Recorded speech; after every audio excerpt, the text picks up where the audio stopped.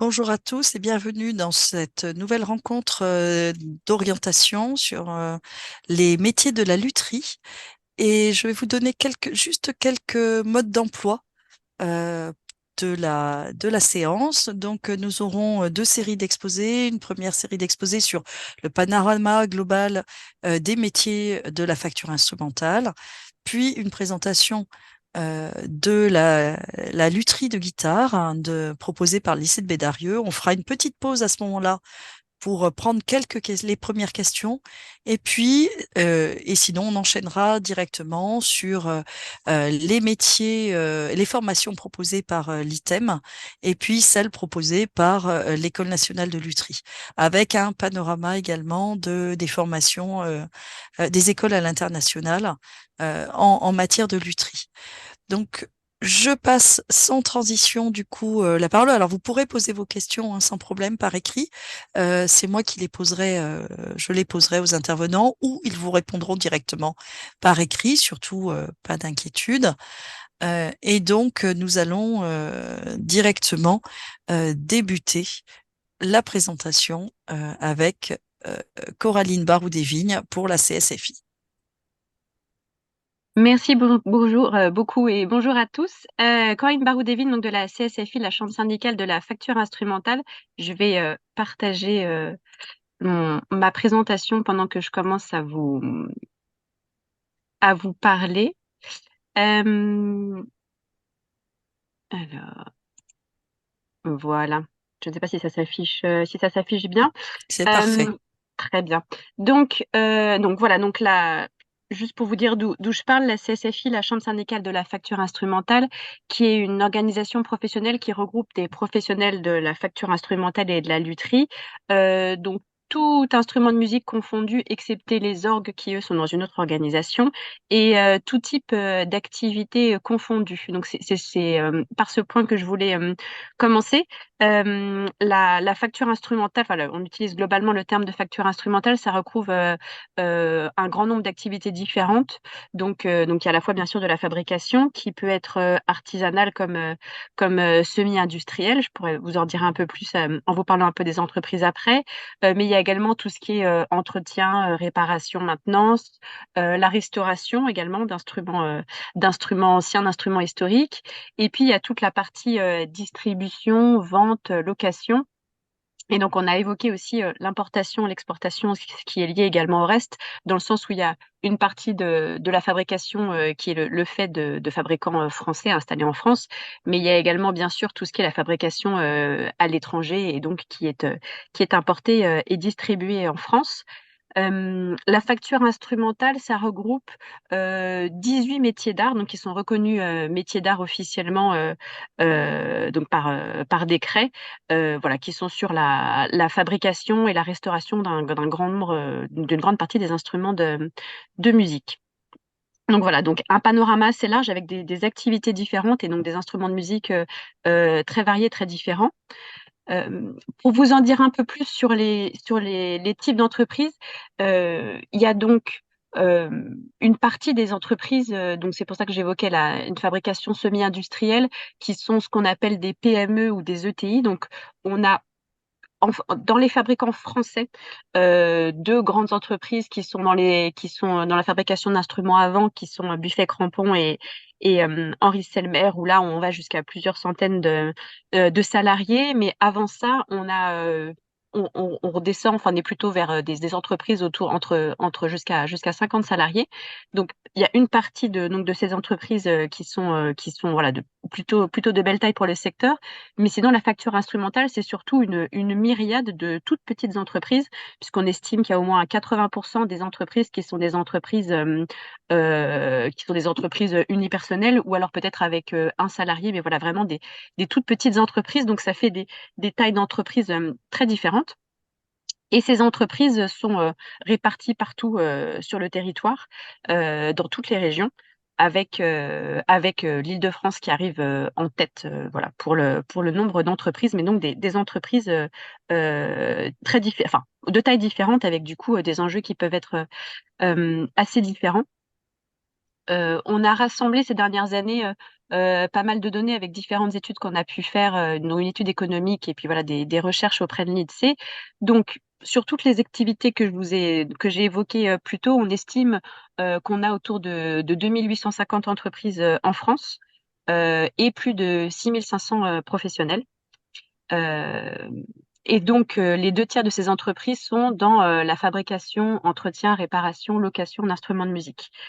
Donc, on a fait un rapide schéma pour montrer qu'effectivement, donc, il y a finalement une minorité. Donc, sur toutes les entreprises, on a une minorité, c'est-à-dire 12%, enfin, minorité, une petite part, disons, d'entreprises qui sont généralistes, donc qui sont sur plusieurs types d'instruments de musique.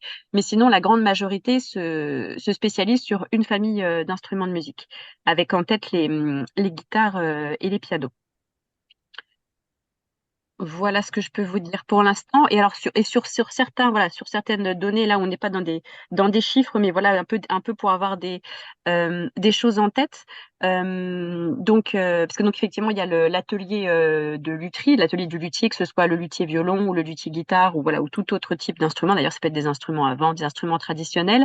Mais par ailleurs, dans les magasins, dans les commerces, il y a de plus en plus souvent un atelier d'entretien, maintenance, réparation avec ou bien avec une personne du magasin qui est là pour faire justement tous ces actes d'entretien, maintenance, réparation. Sinon, ce qui se fait également pour des magasins qui ne peuvent pas avoir un atelier pour diverses raisons, il y a des liens qui peuvent se faire avec des luthiers à côté pour justement faire tous ces actes-là.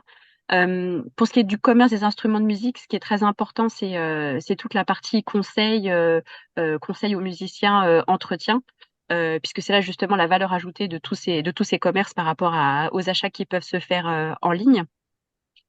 Et alors un point aussi, parce que voilà, c'est quelque chose par rapport à toute la fabrication artisanale et donc ce que j'évoquais, le côté entreprise, toutes très petites entreprises et avec des artisans, la fabrication pure d'instruments de musique représente finalement une part assez faible de cette activité, enfin, voilà, ou en tout cas il y a un nombre relativement restreint de professionnels qui ne font que de la fabrication. L'entretien-réparation représente une part très importante de toute l'activité de ces professionnels. Voilà, avec donc beaucoup de jeunes qui sont attirés par ces métiers, mais également beaucoup de personnes en reconversion. Et pour évoquer une transition écologique dans laquelle s'engage une bonne partie de ces métiers avec voilà, différents enjeux et différentes pistes selon les familles d'instruments de musique, puisque comme souvent, voilà, il y a beaucoup de différences selon les familles d'instruments de musique concernées.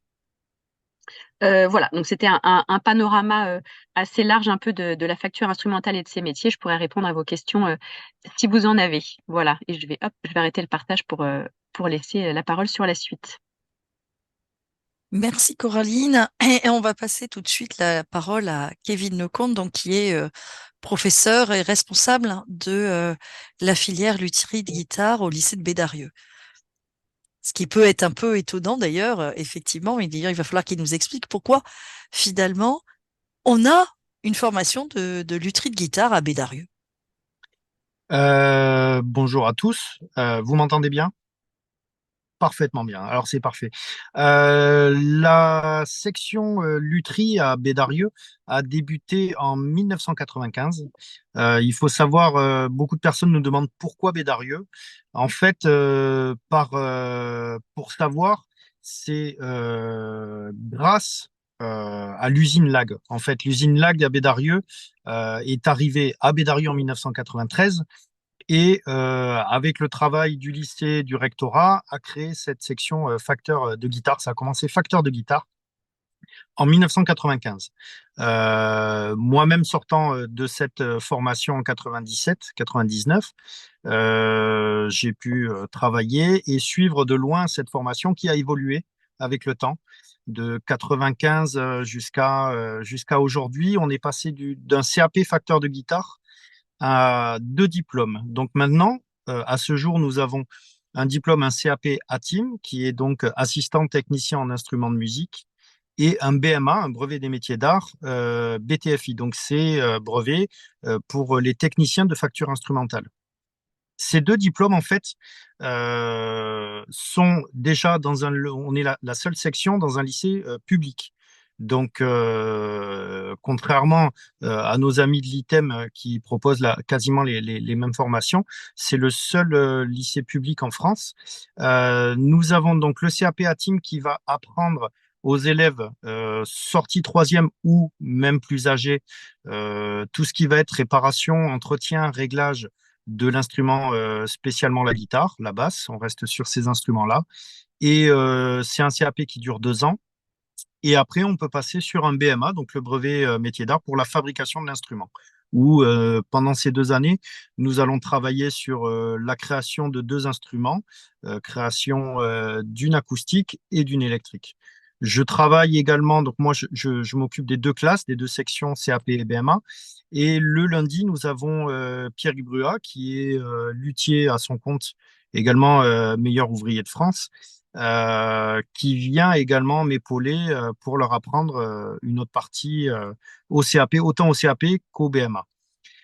On a cette année euh, apporté quelque chose de plus au CAP, c'est qu'on a mis en place une cordée de la réussite avec le ministère de l'Éducation. Et avec les CAP, nous travaillons également, en plus de tout ce qui est sur le réglage, le monde de la lutherie et surtout de la réparation et de l'entretien, la cordée de la réussite sur l'archéolutherie. Donc, on travaille également avec différentes personnes pour apporter un petit plus à tout ça qui nous apporte en gros la connaissance en fait et les bases de la guitare, de l'instrument et de tout ce que en fait comment m'expliquer un peu plus facilement d'où tout a commencé en fait. Donc on a commencé à travailler là-dessus. C'est pas quelque chose qui va prendre énormément de place parce que sur 2 ans, nous avons tout ce qui est réparation, tout ce qui est réglage. Il y a beaucoup de choses sur le monde de la lutherie et ça prend beaucoup de place. À savoir que le lycée, c'est un lycée professionnel. Donc nous avons également des cours généraux. Nous avons les cours professionnels et nous avons tout ça à gérer pour les élèves. Et nous avons également ce qu'on appelle les PFMP, c'est les périodes de formation en milieu professionnel, qui durent pour les CAP 6 semaines, pour les BMA 8 semaines. Donc nous avons, là cette année, pour les CAP, j'ai des élèves un tiers, un peu plus d'un tiers qui sortent de troisième, donc qui ont 15 ans. Et j'en ai des beaucoup plus âgés qui vont jusqu'à 22 ans. Et beaucoup de BMA, on va dire les 3 quarts de la classe des BMA, sortent du CAP pour enchaîner de suite sur le BMA pour poursuivre 4 années de formation directement sur le lycée. Nous avons, parce que moi je suis arrivé en septembre, c'était Martine Montassier qui est luthière également à son compte, qui a eu pendant 12 ans la formation. Nous avons un suivi quand même avec les élèves, savoir ce qu'ils deviennent. Et ensuite, nous essayons de nous rapprocher au maximum quand même des entreprises ou des luthiers avec qui nous travaillons. Voilà à peu près comment se passe la vie au lycée de Bédarieux. À savoir également que nous avons un internat, donc c'est des gens qui viennent de partout en France, donc qui dépendent de l'internat. C'est un peu compliqué, mais la vie se fait assez facilement. C'est un petit lycée, on est 350 et c'est très familial comme ambiance et ça a l'air de leur plaire. Ils sont heureux comme tout. Et on rentre comment au lycée de Bédarieux? Alors, vous avez tous les 2 ans, c'est tous les 2 ans, nous avons des demandes. En fait, vous avez des demandes via Internet, via le site Internet du lycée de Bédarieux, où vous pouvez faire envoyer CV, lettre de motivation et également un dossier d'inscription. À partir de là, il y a une sélection qui est faite par un comité de professionnels, de l'administration et des professeurs. Et nous choisissons 15 élèves.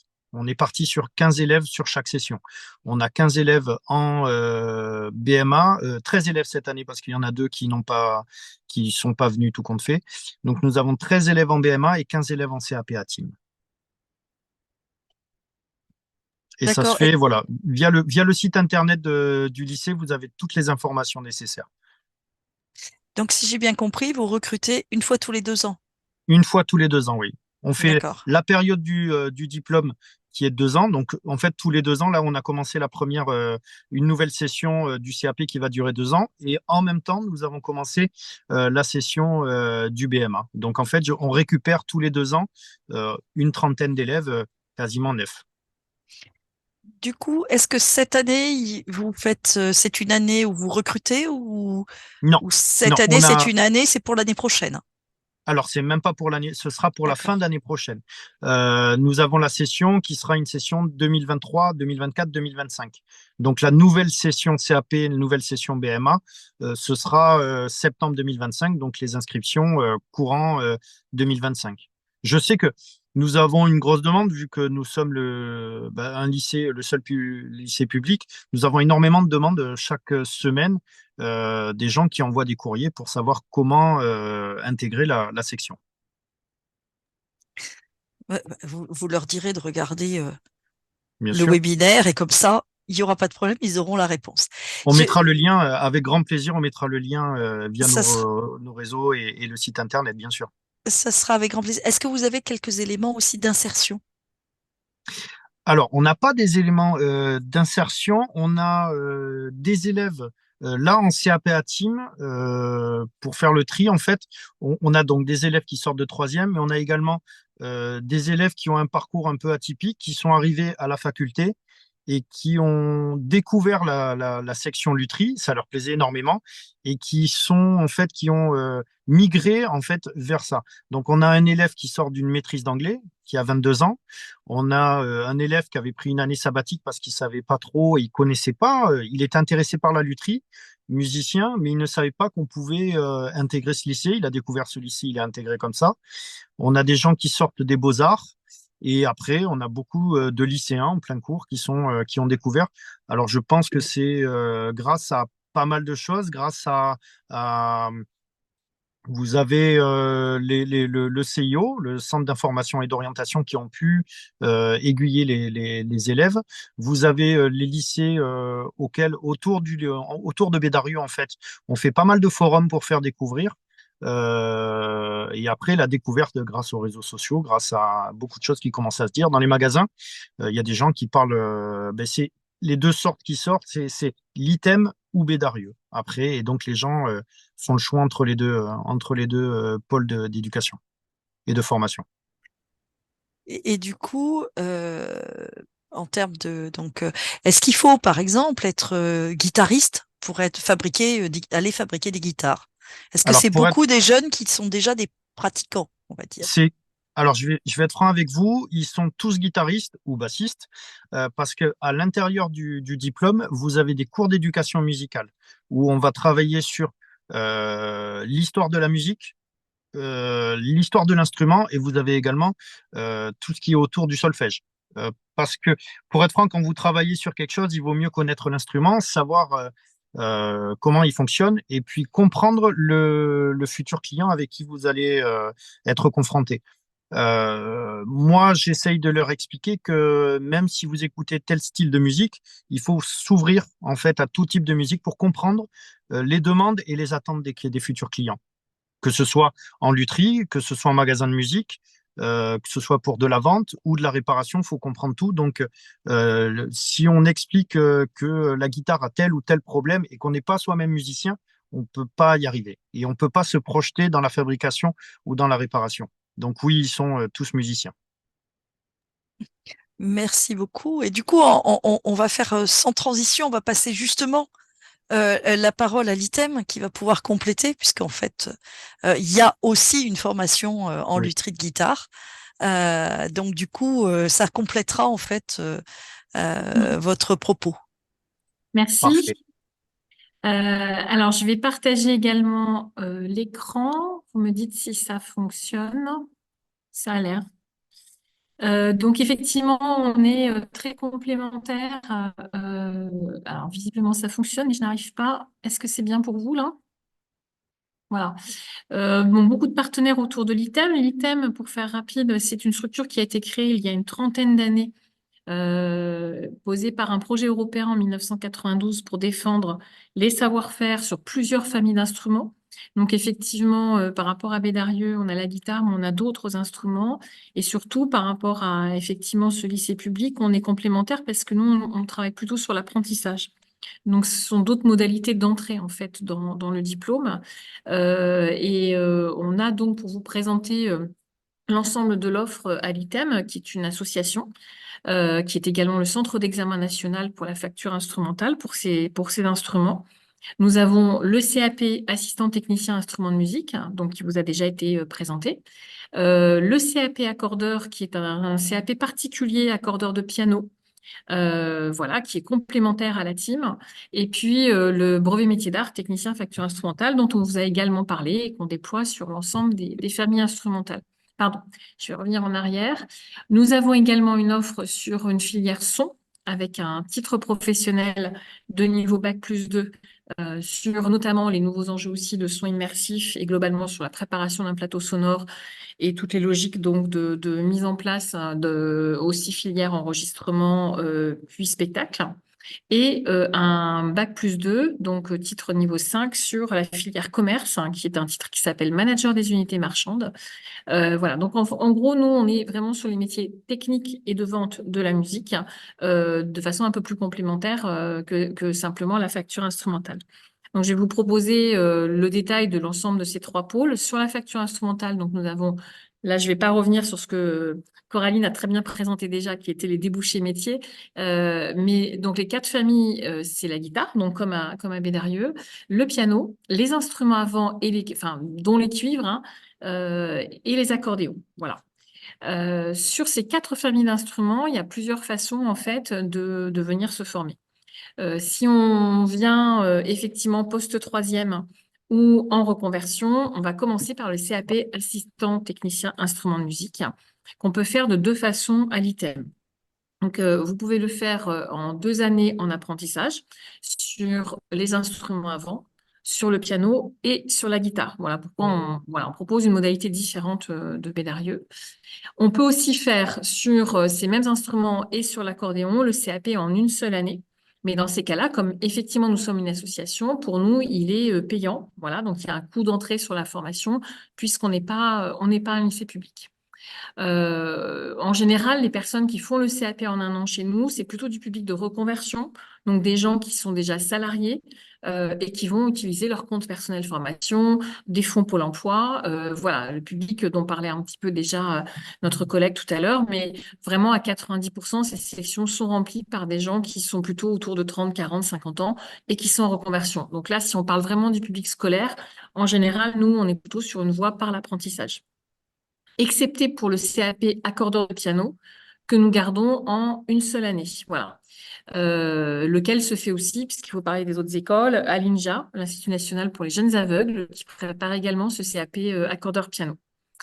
Et puis, bien sûr, on prépare la suite, le brevet métier d'art, technicien facture instrumentale. En 2 années d'apprentissage, celui-là, il n'est pas proposé dans d'autres modalités. Et donc, pour rejoindre ce que disait mon collègue, ça fait le même cursus en 4 ans, 2 ans en apprentissage CAP et 2 ans en apprentissage brevet métier d'art, puisqu'on estime comme eux que voilà une formation qui qualitativement prépare correctement au métier et au savoir-faire, c'est 3 à 4 ans. Et donc, on conseille très vivement de poursuivre sur le brevet métier d'art qui va être un équivalent de bac professionnel. La différence, c'est que si vous avez déjà un bac, au moment de votre scolarité, vous n'aurez pas à faire toutes les matières qui sont demandées pour passer un baccalauréat. Donc, vous serez exempté en fait des matières générales comme le maths, le français, l'histoire-géographie, mais vous aurez à passer les matières qu'on appelle nous transversales, qui sont spécifiques à la facture instrumentale, à savoir l'étude de construction, les arts appliqués, l'organologie, la culture musicale, l'acoustique, de l'économie-gestion, de l'anglais professionnel, etc., etc. Voilà. Donc, le volume horaire va dépendre un petit peu de votre parcours et du bagage avec lequel vous arrivez. Évidemment, comme je pense l'ensemble des organismes de formation ici, la très grande partie du temps est dédiée à l'atelier, au travail en atelier, au moins 3 jours sur 5 à l'ITEM. Les prérequis pour rentrer au niveau de ce CAP, alors c'est un niveau post-troisième, donc on peut, comme pour Bédarieux, effectivement ouvrir nos portes en apprentissage à un niveau post-troisième. Il se trouve que souvent on n'en a pas trop en post-troisième parce qu'on est aussi en recrutement national et que comme dans ces cas-là on rentre par la voie de l'apprentissage, c'est ce que je mets après dans les conditions qui sont similaires pour le CAP et pour le brevet métier d'art, il faut quand même une forte autonomie parce que l'élève se retrouve à gérer plusieurs lieux de résidence, le lieu de formation, le lieu familial, on va dire, et puis le lieu du maître d'apprentissage. Voilà. Et il faut financer également ces déplacements-là. Donc, on observe que souvent, les gens nous rejoignent plutôt après un baccalauréat. Pour vous donner un exemple, enfin, des faits précis, sur 160 élèves actuellement en apprentissage à l'ITEM, sur l'ensemble des familles instrumentales, on en a 5 ou 6 seulement qui n'ont pas le baccalauréat. Et puis ensuite, entre ceux qui sont en apprentissage et ceux qui sont en reconversion, effectivement, ça va de 16-17 ans à 50-55 ans, on va dire, pour ceux qui nous suivent en reconversion sur une seule année. Et puis du niveau post-troisième pour quelques-uns au doctorat pour certains. Donc ça donne un public très hétérogène et très stimulant où voilà, on a quand même une population très motivée et qui vient chercher un savoir-faire très précis. J'ai mis dans les prérequis qu'il faut un intérêt aussi pour l'acoustique, c'est-à-dire que moi, je vais plutôt vous conseiller de ne pas laisser tomber complètement les maths, par exemple, parce que souvent j'ai cette question-là. Dans la mesure où on va nous pousser relativement les enseignements en acoustique, effectivement, c'est bien de garder une petite appétence ou de pas, dans vos options premières et terminales, laisser complètement de côté cette partie mathématique. Voilà, si vous pouvez garder un petit peu, ça peut être intéressant pour la suite. Pareil que pour mon collègue, en fait, pratique musicale demandée, puisqu'il faut pouvoir tester l'instrument derrière. Et puis, évidemment, on va refaire, nous, du solfège, de la culture musicale. Et puis, on a des studios de répétition qui permettent de faire de la pratique musicale tous les soirs. Et habileté manuelle ou appétence, on va dire, manuelle.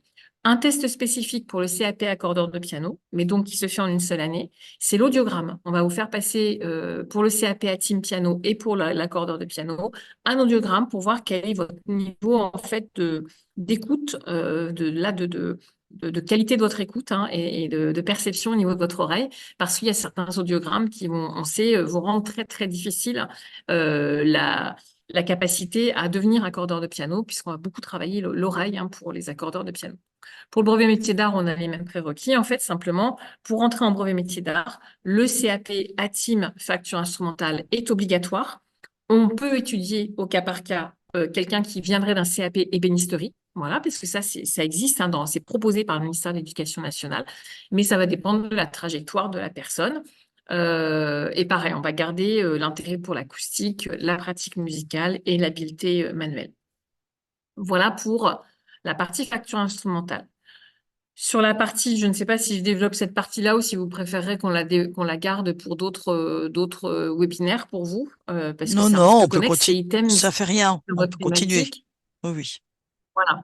Alors voilà, rapidement, en tout cas, le titre professionnel pour être vendeur en produits musicaux, qui permet, pour rejoindre les métiers que Coraline citait, de travailler par exemple dans des commerces, mais aussi chez des distributeurs qui font de l'import et export de produits musicaux. C'est un titre au niveau 5, donc Bac+2, avec 20 semaines à l'ITEM et une partie aussi en distanciel. C'est de l'apprentissage. J'ai oublié de le dire, le CAP en apprentissage, le brevet métier d'art en apprentissage et donc le titre MUM en apprentissage sont gratuits pour l'apprenant puisque c'est l'État qui prend en charge en fait le coût du contrat. Voilà. Donc les coûts sont liés simplement au déplacement et à l'hébergement. Et on voit des enseignements autour évidemment de socles de compétences en commerce, mais aussi en gestion financière et bien sûr en management d'équipe, puisque là on va être en charge d'une force de vente dans un magasin ou chez un distributeur. Troisième bloc, troisième famille de formation, les formations au son, où là, nous allons préparer. Alors, pour le MUM, il faut avoir le bac. Et pour le titre son, il faut également avoir le bac. 30 semaines à l'ITEM, on sera sur à peu près 1050 heures de formation, également en alternance, donc gratuite pour l'élève, et donc avec un niveau Bac+2 à la fin sur les blocs suivants, à savoir préparer une action de sonorisation, gérer un parc de sonorisation, explorer les systèmes de diffusion et réaliser une œuvre sonore spécialisée. Voilà, donc ce n'est peut-être pas la préoccupation essentielle là, des personnes qui nous ont rejoints, mais vous avez cette palette-là.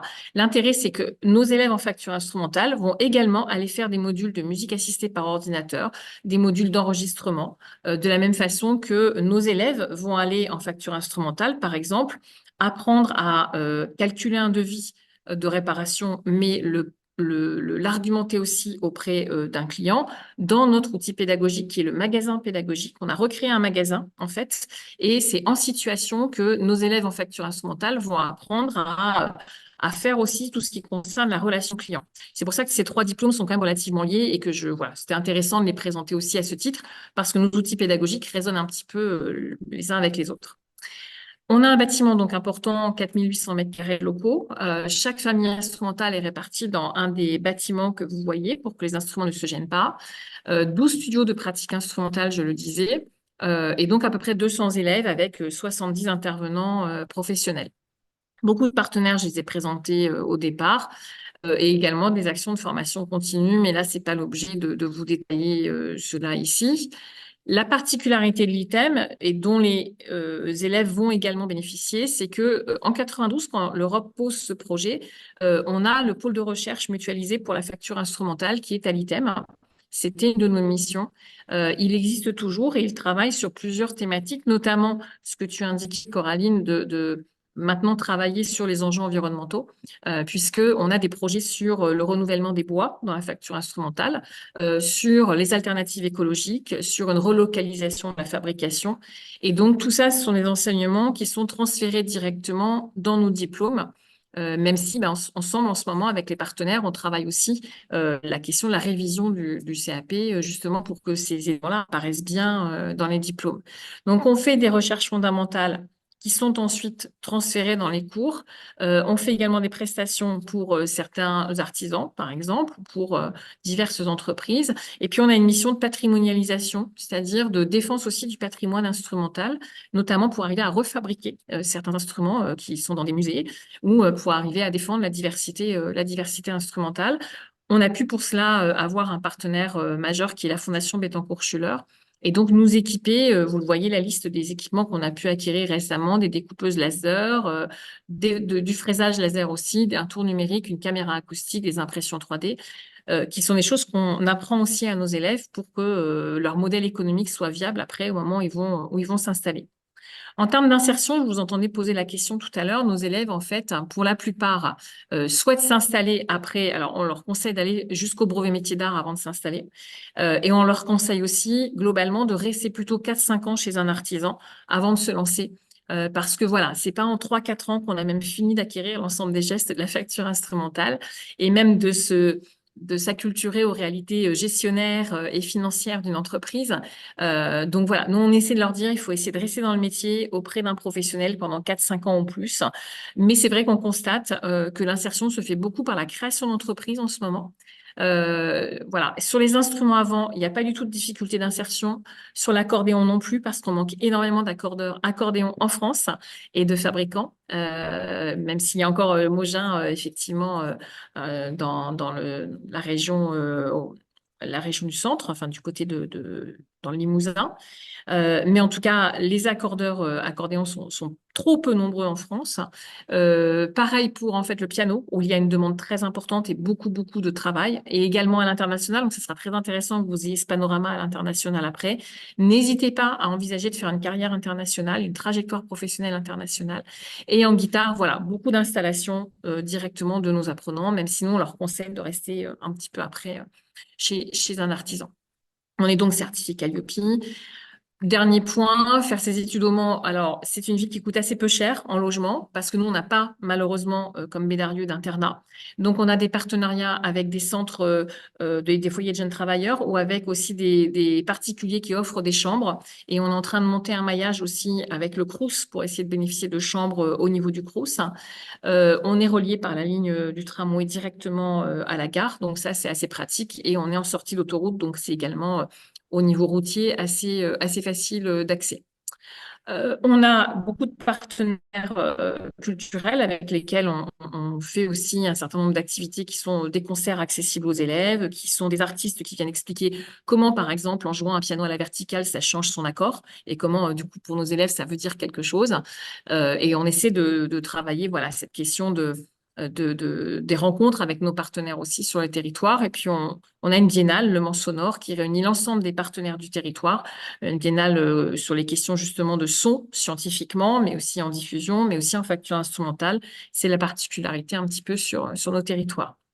Enfin, on a un référent social à l'écoute des élèves et un référent handicap, puisqu'on accueille beaucoup de situations handicap, ça nous tient à cœur, donc on s'est doté des moyens d'accompagnement pour pouvoir avoir voilà, des personnes qui vont bénéficier de dispositifs d'examen adaptés avec des tiers-temps, mais aussi tout au long de l'année d'accompagnement très adapté. Ça, c'est notre CDR.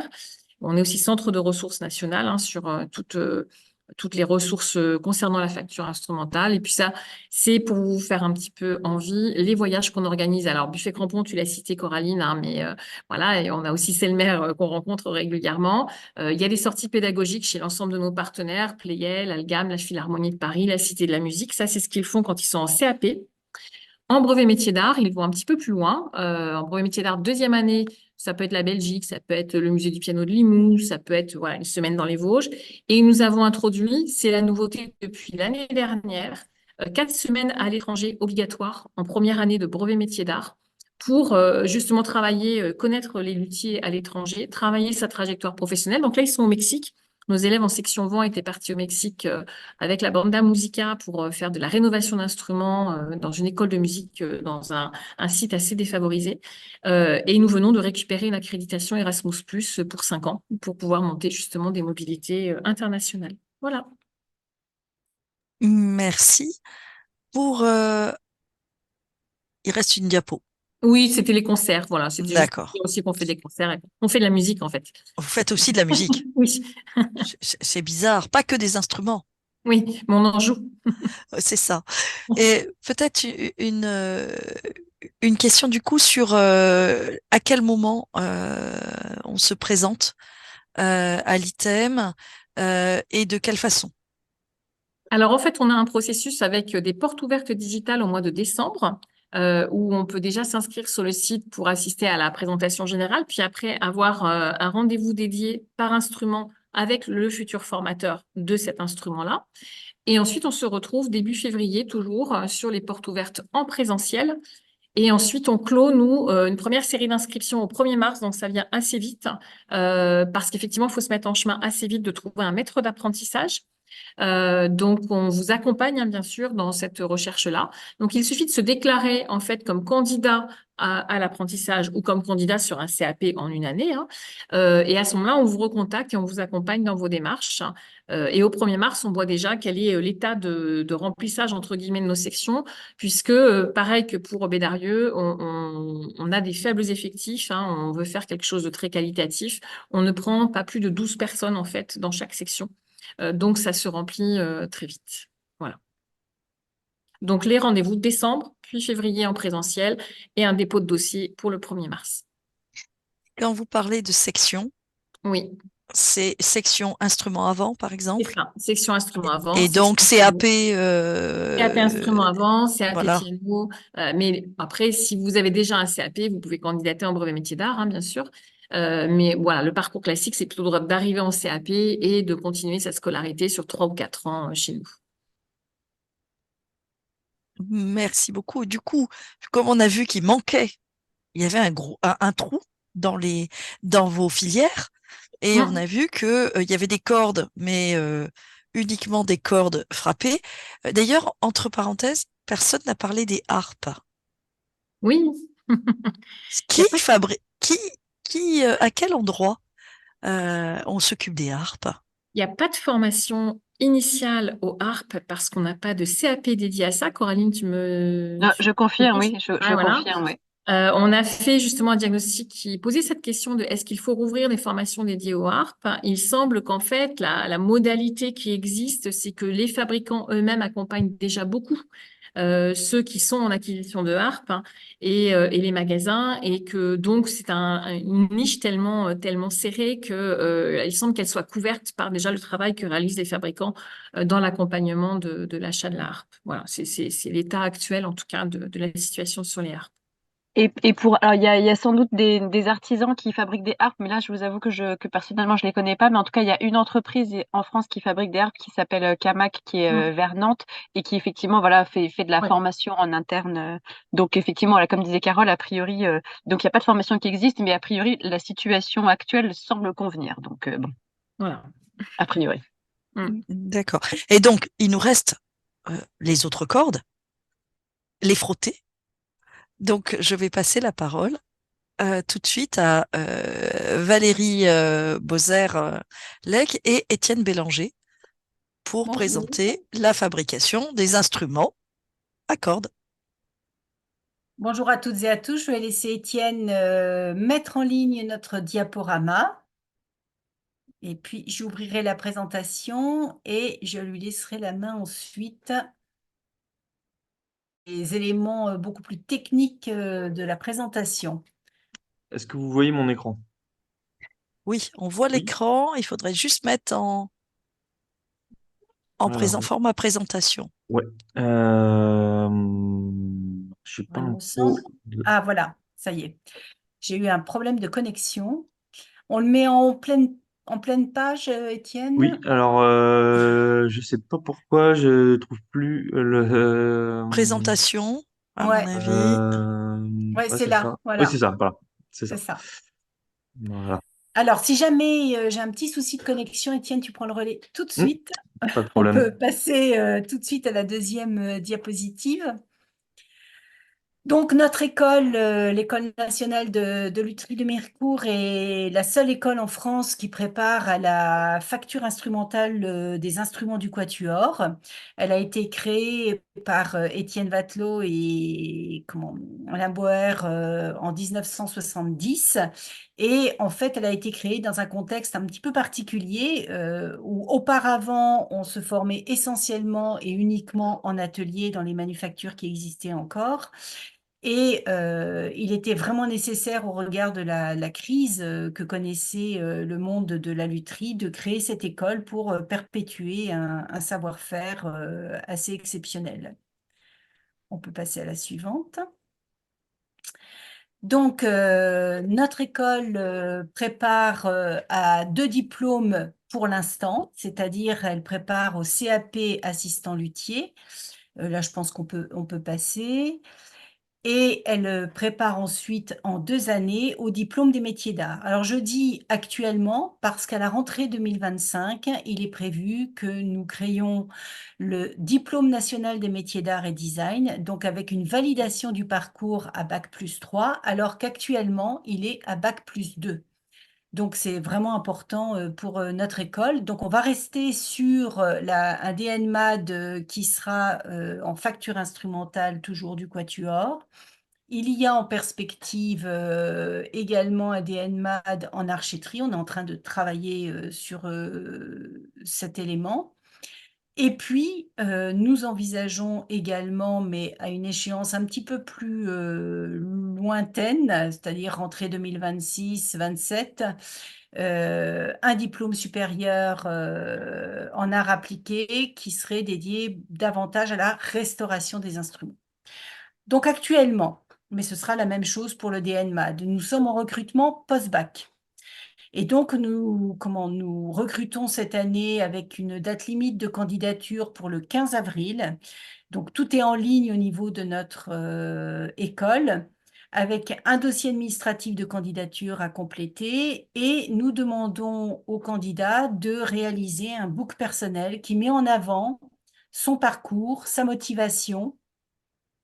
Et quand les candidats sont présélectionnés, ils passent devant un jury de recrutement, voilà, qui est composé de professionnels, qui est composé d'enseignants et également de la directrice de l'école de musique de Mirecourt. Je vous expliquerai pourquoi après. Et Je pense donc, qu'on c'est peut. un parcours hors Parcoursup. On peut peut-être préciser, Valérie, juste pour préciser que le DMA, ça se positionne juste après le BMA au niveau de Ouais. l'échelon On est niveau des. bac+2, Voilà, c'est ça. effectivement. Ouais, Donc ouais. en fait, il y a un diplôme qu'on ne fait pas, c'est le BMA, Mm. qui est situé entre le CAP et le DMA. Voilà. Voilà. Et nous avons un CAP un peu particulier puisqu'il est en un an exclusivement. Et ce que je soulignerai aussi, qui est une différence avec l'ITEM, nous ne proposons pas de parcours en apprentissage. Ce sont des parcours in situ et qui sont considérés comme des parcours de formation initiale. Alors, évidemment, dans le cadre du parcours, il y a des stages de formation professionnelle, mais je reviendrai plus tard sur ce point. Les prérequis au niveau des candidats. Alors, une pratique instrumentale, mais il ne faut pas être ni violoniste, ni violoncelliste, ni altiste. En fait, il faut que les candidats aient une pratique d'un instrument quelconque, voire même choriste, ça pourrait être accepté également. Parce qu'effectivement, dans le cadre de la formation dans notre école, il y a des cours de pratique instrumentale, il y a des cours d'éducation musicale, mais il y a des cours de pratique instrumentale qui sont réalisés par l'école de musique de Mirecourt. Et là, quel que soit le profil de l'étudiant, s'il pratique déjà un instrument du quatuor, il peut poursuivre sa pratique, ou il peut changer d'instrument du quatuor et découvrir un autre instrument du quatuor. Et s'il ne pratique pas un instrument du quatuor, donc il découvre effectivement un instrument du quatuor qu'il choisit. Il faut bien évidemment témoigner d'une appétence pour l'activité manuelle et artistique.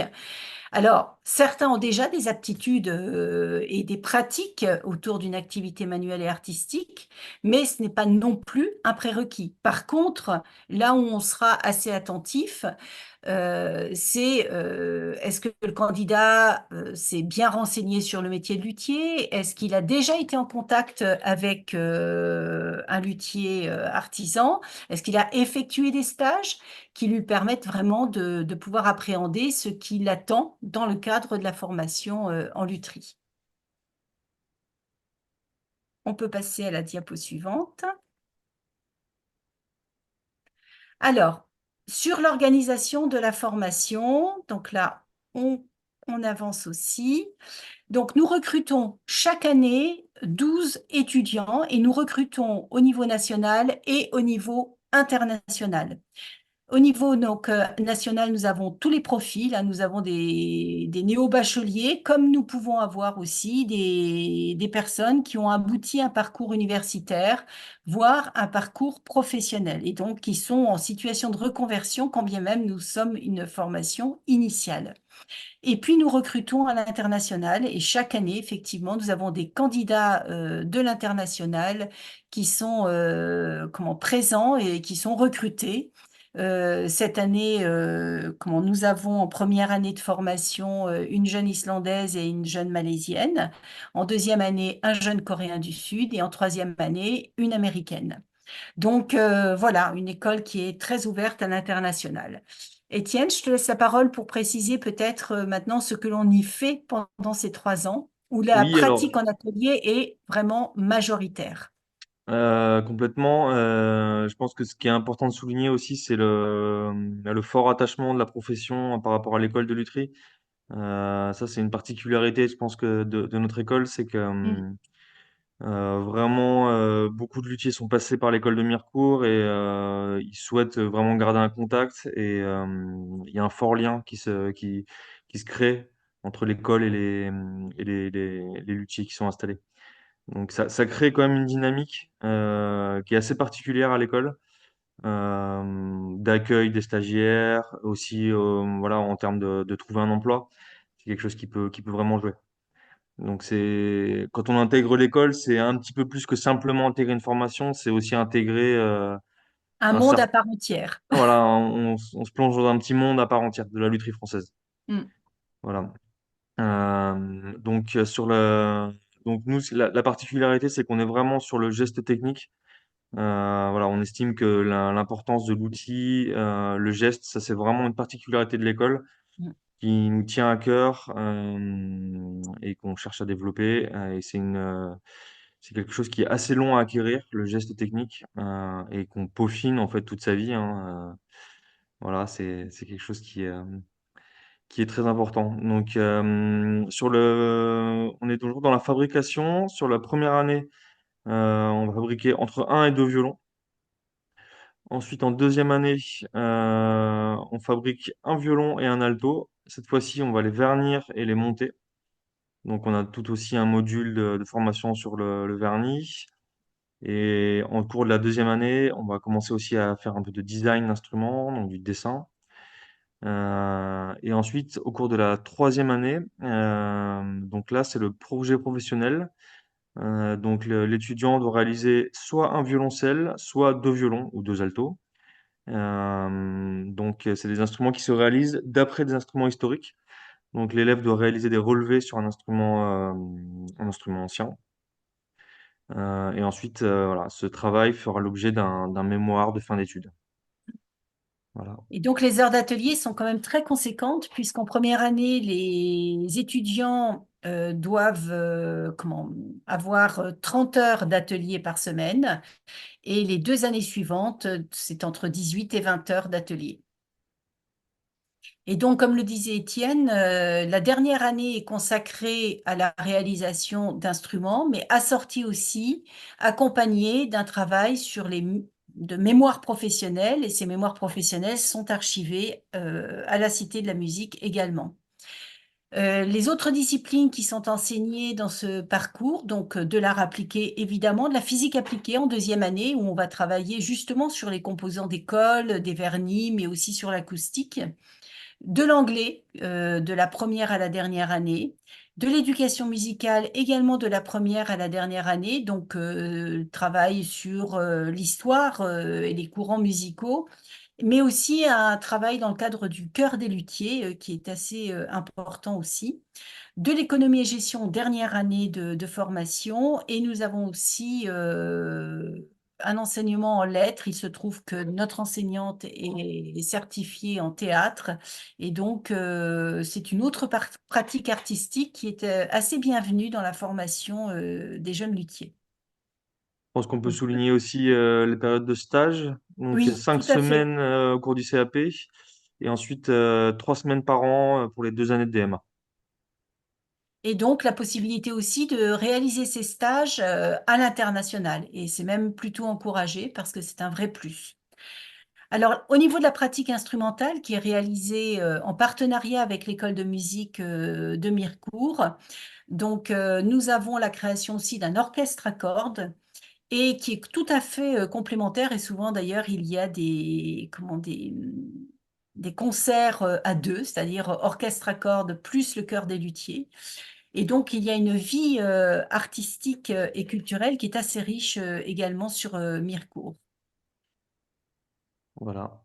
Des moments de convivialité, c'est important puisque la formation présente une grande exigence, et donc il est vraiment important, et les cohortes de 12 élèves nous le permettent, de pouvoir vraiment être attentifs en termes d'accompagnement des élèves, de suivi des étudiants, et de faire en sorte que cette formation puisse se dérouler dans les meilleures conditions. Alors, je ne l'ai pas précisé, bien que cette école soit hébergée dans le cadre d'un lycée public, puisque c'est une école publique, elle n'accède pas à l'internat qui existe.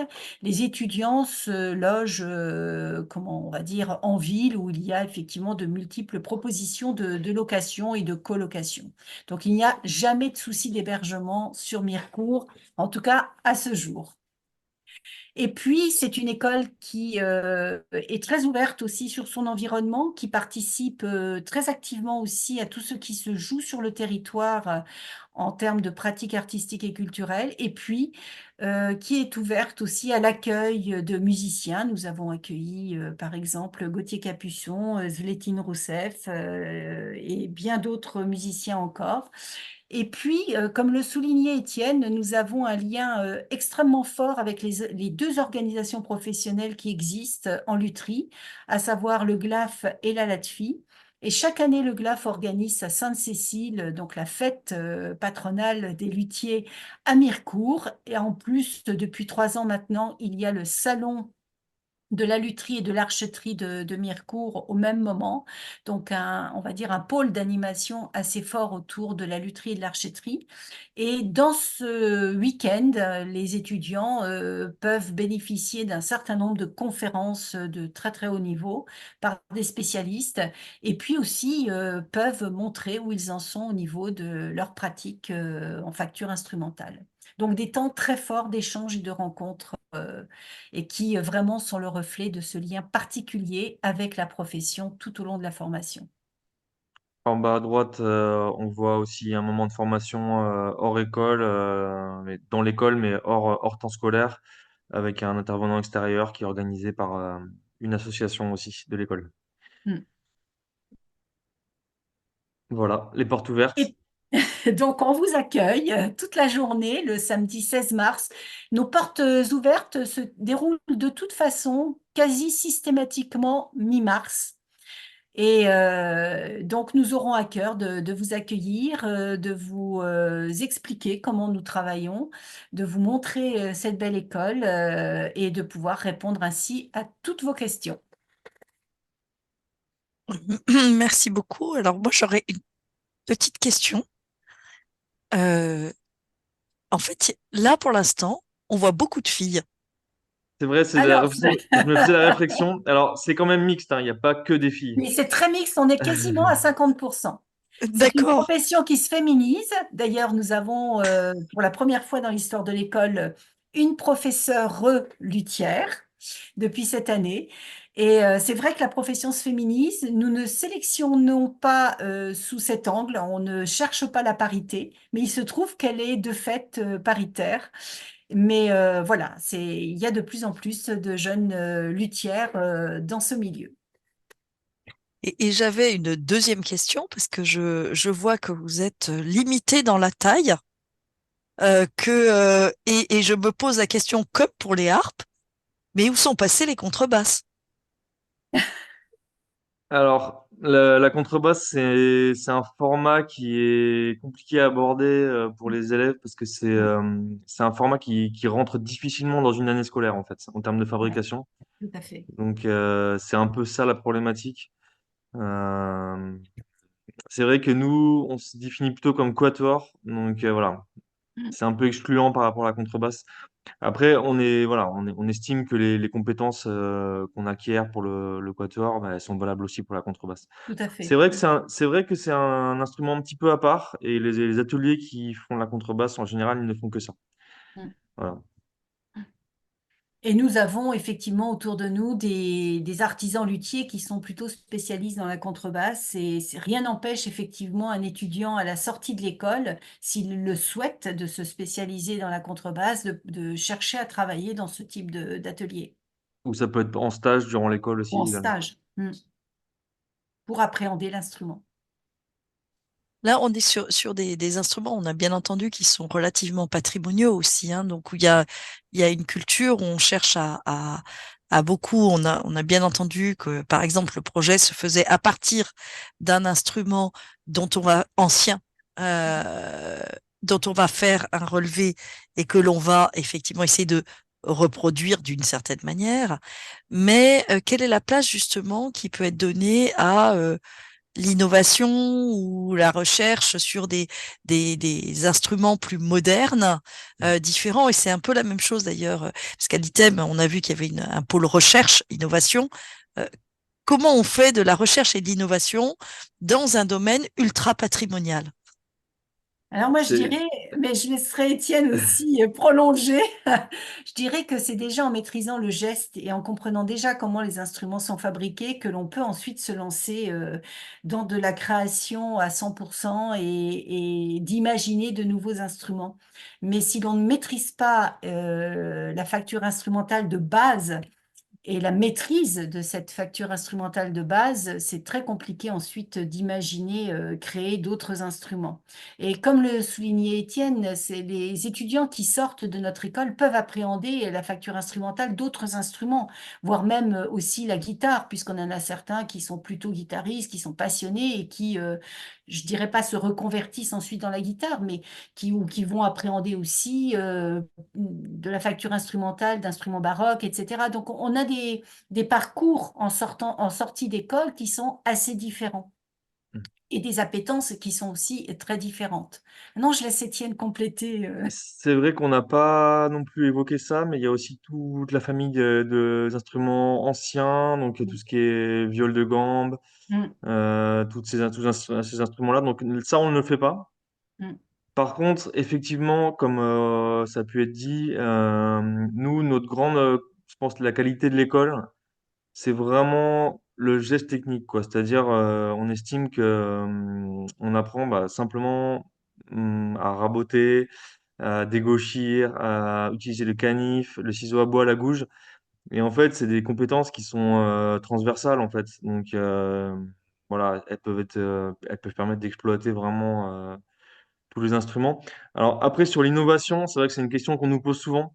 Parce qu'on nous dit toujours, mais vous faites que des violons, et c'est toujours les mêmes violons depuis Stradivarius, etc. Et c'est vrai. À la fois, ça correspond aussi à une réalité professionnelle. Finalement, si on regarde la clientèle d'un luthier du Quatuor, eh ben, c'est quand même une clientèle assez traditionnelle, on va dire. Euh, il y a peu de gens qui vont jouer sur un violon bleu ou un violon carré ou des choses comme ça. Si on compare par rapport à la guitare électrique, donc ça peut exister à la marge. Donc évidemment, en tout ce qui est le violon jazz, il y a des choses qui se font, un petit peu comme en guitare électrique par exemple, mais c'est vraiment quelque chose qui est petit, quoi. C'est une petite niche. Euh, c'est vraiment des choses qui sont petites. Donc ça va pas concerner beaucoup de luthiers en fait. En tout cas, jusqu'à présent, faut bien dire que notre clientèle, pour 99% des luthiers, ça reste le musicien classique, le musicien d'orchestre, l'étudiant de conservatoire, voilà. Donc, un instrument relativement traditionnel. Mais bien sûr, on est ouvert à la recherche, bien sûr, mais il faut que ce soit concerté et en lien avec une demande, je pense. Voilà. C'est quelque chose qui est assez différent par rapport à la guitare. Carole? Oui, désolée, je vais devoir vous quitter. J'avais des contraintes de train, c'est ce que je vous disais.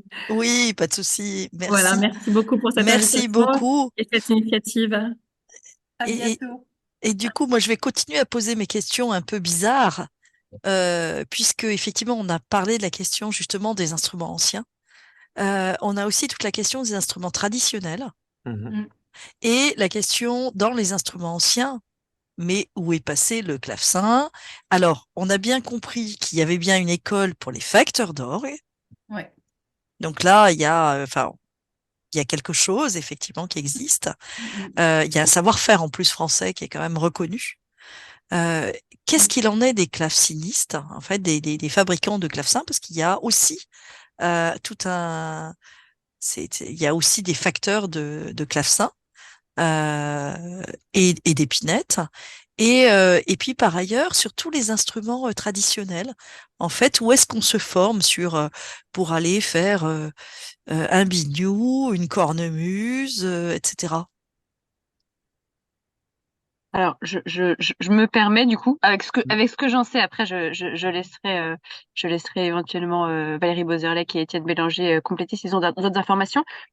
Alors, il y a des choses. Alors, je ne sais pas exactement quels instruments de musique ça concerne, mais il y a l'école de la Châtre qui fait des formations pour les instruments traditionnels. mm, Après, il y a, à ma connaissance, une grande partie des instruments où ça se fait comme ça auprès de professionnels déjà installés, mais il n'y a pas de formation, il n'y a pas de formation existante. Pour les clavecinistes, alors j'ai pas eu l'occasion récemment d'échanger avec des clavecinistes, mais dans un genre différent, parce que pour le coup, j'ai eu un échange récemment avec une personne qui est installée dans l'Hérault et qui restaure et qui fabrique des harmoniums, donc dans un autre genre, mais c'est lui qui a enfin voilà, c'est lui personnellement qui s'est formé et qui a découvert ça. Donc c'est vrai qu'il y a ces choses qui se font de manière informelle, je sais pas, mais directement auprès des professionnels. Et il y a du coup effectivement ces questions donc d'instruments traditionnels ou régionaux. Ou alors il y a un peu des mouvements, j'allais dire contradictoires, parce que je pense à deux cas différents, mais parce que par exemple, il y a toujours ce risque de se dire que s'il y a une personne qui a un savoir-faire et qui n'a pas l'occasion de passer ce savoir, c'est des choses qui risquent de disparaître. Je sais que j'avais échangé comme ça avec une personne vers Toulouse. C'était une école de musique et où il y avait également un facteur qui était là et qui cherchait quelqu'un pour transmettre parce qu'il partait à la retraite. Et je ne sais pas ce que c'est devenu, mais inversement, je sais que c'est dans le Pays Basque où il y a comme ça. Alors, je serais là tout de suite incapable de répéter le nom, mais un type d'accordéon de cette région qui est très à la mode et que c'est quelque chose où il y a beaucoup de demandes justement. Il y a quelque chose. Donc, il y a aussi donc voilà, ça après effectivement, il y a des choses qui viennent selon les modes ou autres, mais c'est vrai qu'il y a toute une partie des instruments de musique pour lesquels il n'y a pas de formation qui existe et où effectivement voilà, la question se pose de savoir comment faire perdurer ces savoir-faire pour le coup.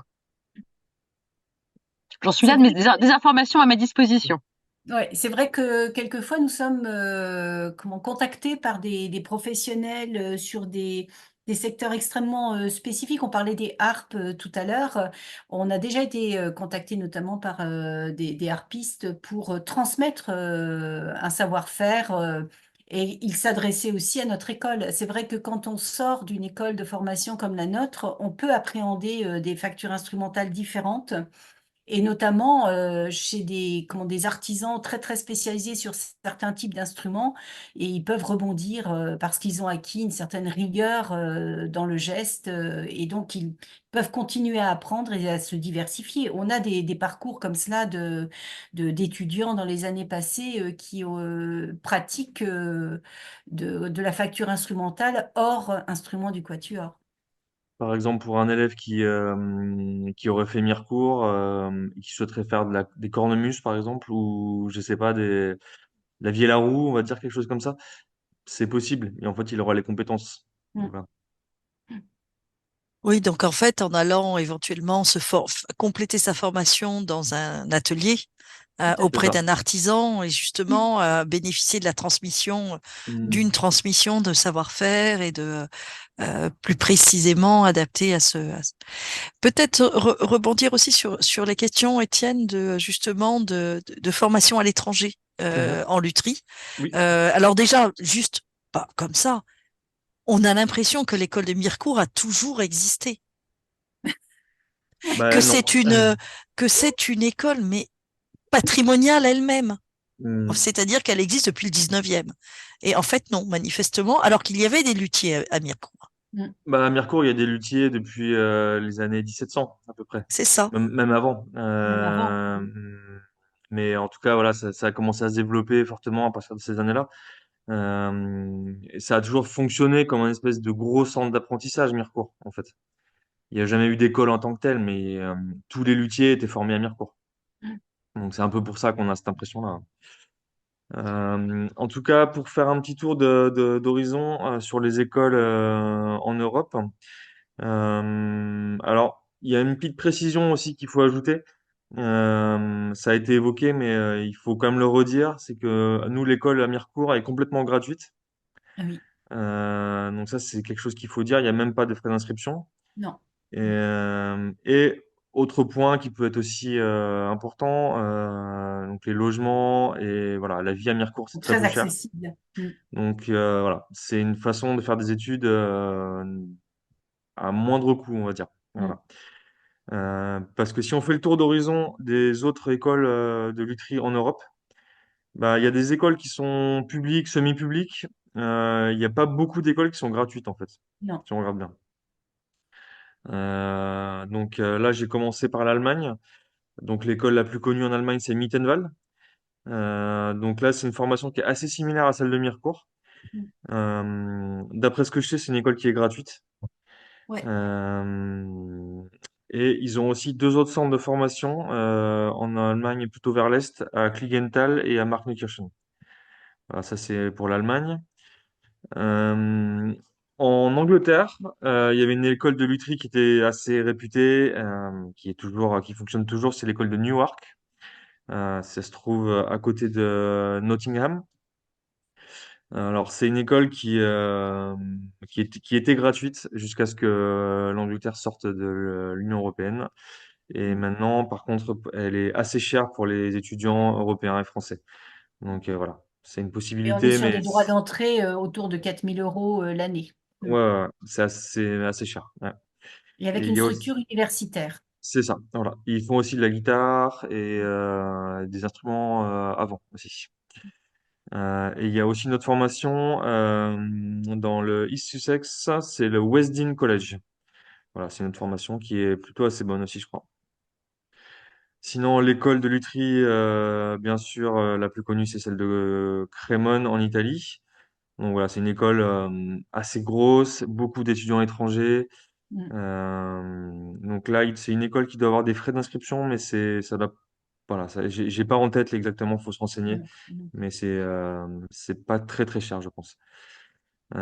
Et en Italie, il y a plusieurs centres de formation, des choses privées, des choses publiques. Faut vraiment se renseigner, parce qu'il y a beaucoup de choses. À Milan, il y a Gubbio, il y a plusieurs, voilà, il y a une certaine richesse au niveau formation en Italie.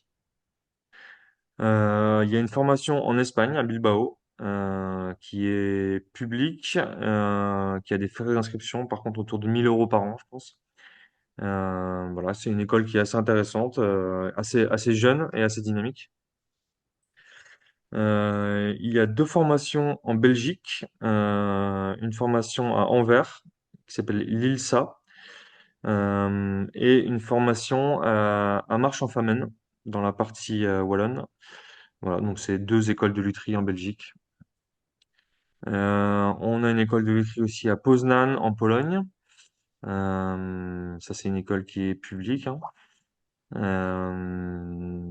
Et sinon, on a des formations aussi qui sont de belle qualité aux USA. Donc il y a Boston, Salt Lake City et Chicago. Donc là, par contre, c'est des formations qui sont payantes et qui sont assez chères. Voilà. Euh, donc voilà un petit peu pour un tour d'horizon des écoles au niveau européen. Bien sûr, Mirecourt, ça reste la meilleure école, ça va sans dire. Mais voilà, c'est un petit tour. Donc c'est vrai que la particularité en lutherie, c'est on a un métier qui est vraiment très internationalisé, puisqu'un violon, ça reste un violon où qu'on aille. Donc, on a beaucoup d'étudiants qui vont à l'étranger, qui partent à l'étranger, ou qui viennent à Mirecourt d'autres pays. Euh, donc ça, c'est vraiment une particularité. C'est très apprécié de pouvoir, finalement, quand on fait une école de lutherie, on peut être amené à travailler en France, à l'étranger. C'est assez enrichissant, en fait, je pense. Mm. Et Ce ça qui est en cours multiplie aussi les actuellement. possibilités d'emploi dont on peut bénéficier, bien sûr. Mm. Ce que je voulais souligner aussi, c'est qu'actuellement est en cours de construction un véritable réseau d'écoles au niveau européen. Ça, c'est vraiment très intéressant. C'est une démarche qui est toute nouvelle, qui permet justement de développer les échanges entre les étudiants. Ça, c'est quelque chose de très positif et puis qui correspond vraiment à une attente aussi de nos étudiants. Et puis même nous, ça nous permet aussi de découvrir d'autres univers de formation en facture instrumentale du quatuor. Donc, c'est vraiment très, très intéressant avec des modèles d'organisation très différents. Donc voilà, nous sommes en train de construire ce réseau entre plusieurs écoles d'Europe. Et puis il y a, on va dire, une démarche aussi internationale de réflexion autour de l'accès aux matériaux, au bois, et notamment au développement des nouveaux matériaux composites. Donc là, voilà, c'est on va dire, une recherche-action un petit peu qui est menée entre plusieurs écoles au niveau international. Donc, nous tentons de participer à toutes ces dynamiques puisque c'est vraiment très riche aussi pour notre école. Merci beaucoup. Peut-être, vous avez, peut-être que vous, dans un avenir proche, vous envisagerez aussi éventuellement le stage, enfin la formation Erasmus, en fait, j'allais dire, sur entre écoles, justement, ça peut être Tout à fait. intéressant Ouais. d'avoir un échange où ils vont en atelier, Mm, en école complètement mm, pendant mm. 3 mois peut-être. Ça peut être effectivement. Alors, ce Euh, serait, c'est quelque chose effectivement sur lequel on avait réfléchi il y a 2, 3 ans à peu près, Étienne. Mhm. Et c'est vrai que le schéma de notre formation actuellement ne le permet pas. Nous n'avons pas de latitude à proposer au niveau des étudiants pour qu'ils puissent partir en stage long. C'est vrai qu'avec la création du DNMAD, en lieu et place du CAP et du BMA, du DMA, pardon, ça va peut-être permettre de développer des parcours Erasmus+, qui seront effectivement enrichissants. Mais c'est vraiment très compliqué puisqu'on est vraiment aussi sur un continuum de formation au niveau des semestres.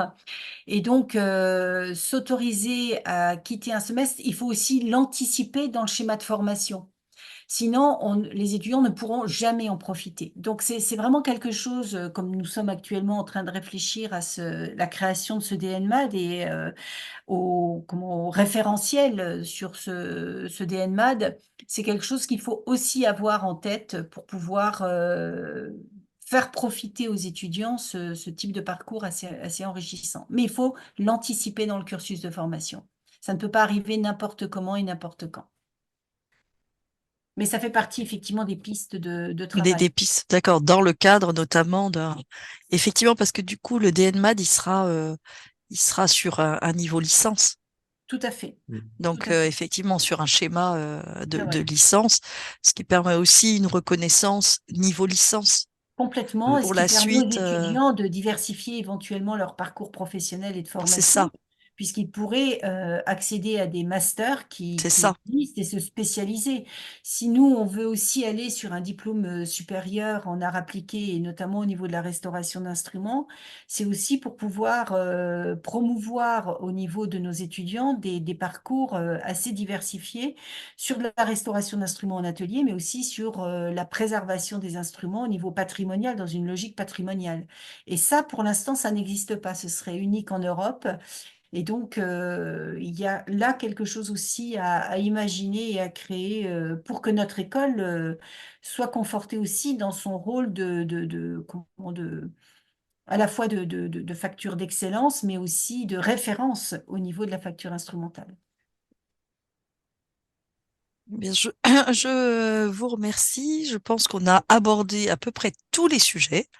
Je vois que on a épuisé peut-être pas complètement les sujets, parce il y a largement à faire et à dire, mais pour ouvrir en tout cas des pistes, pour encourager les jeunes à se rapprocher des différentes écoles aussi, pour essayer de regarder ce qu'il en est, de voir comment on y intègre, on les intègre. On va rappeler vos dates de portes ouvertes qui sont le 16 mars. Donc ça, on le rappellera.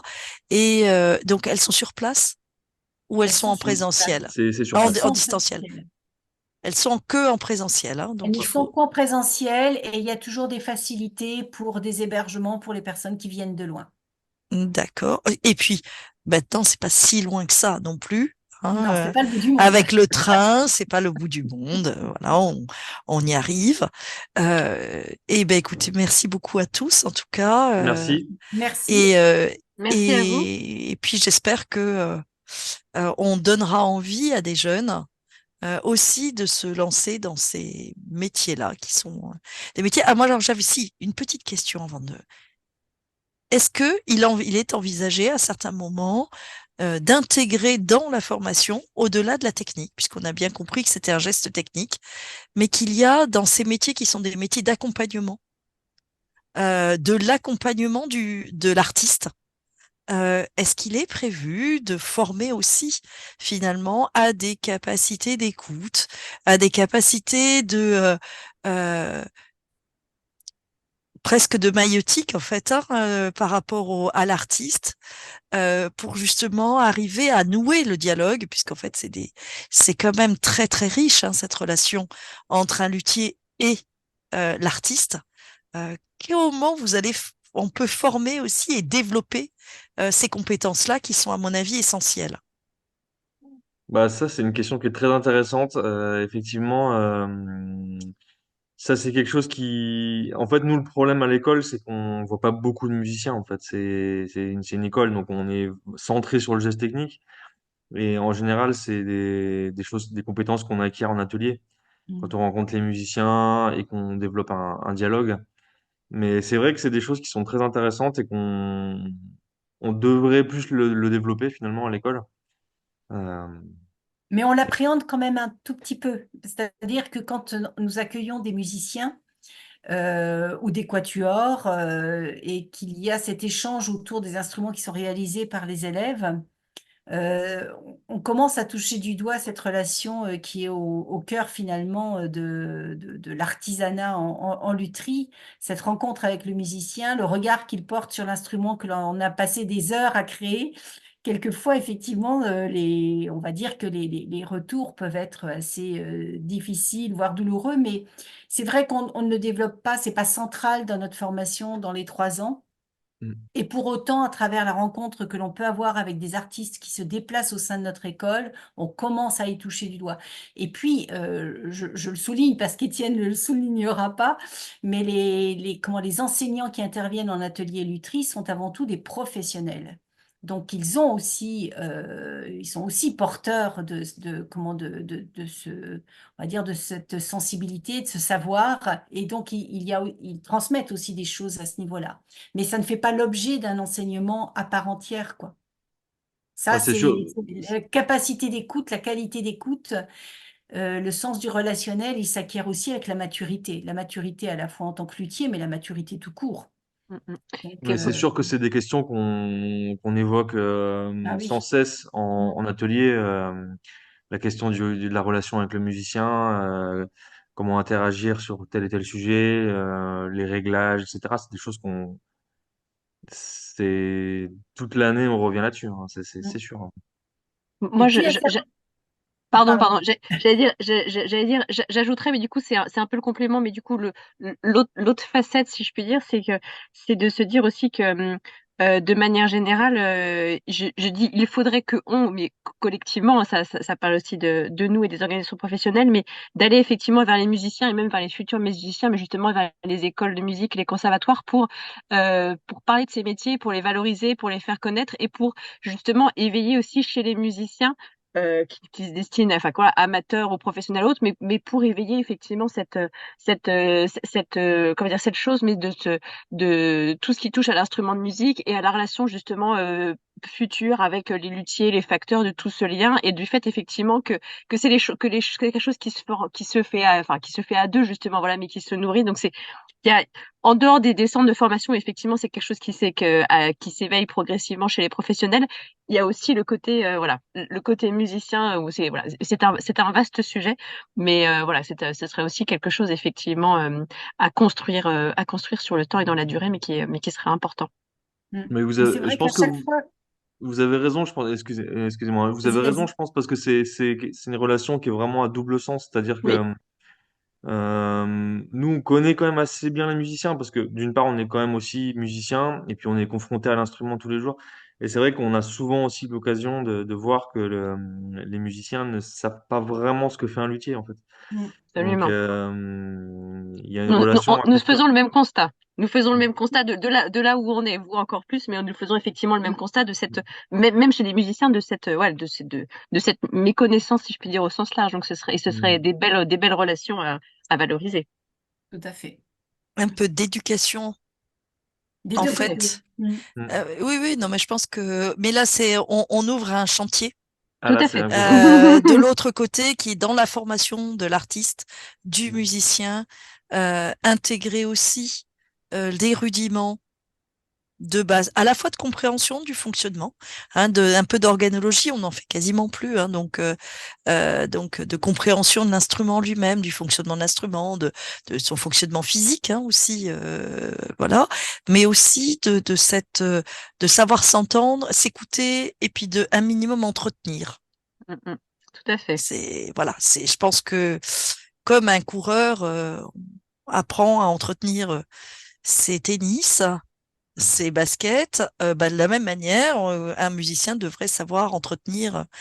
Et c'est un réflexe qui est plus fréquent chez les instrumentistes avant, mais qui est certainement, par exemple, moins présent chez toutes les cordes, et alors rarement, quasiment, chez les pianistes. Mm. Parce qu'alors là, c'est encore plus étranger, quoi, comme instrument. Écoutez, en tout cas, merci beaucoup. Donc, on se le garde quelque part dans notre Voilà. tête, que c'est quelque chose à faire.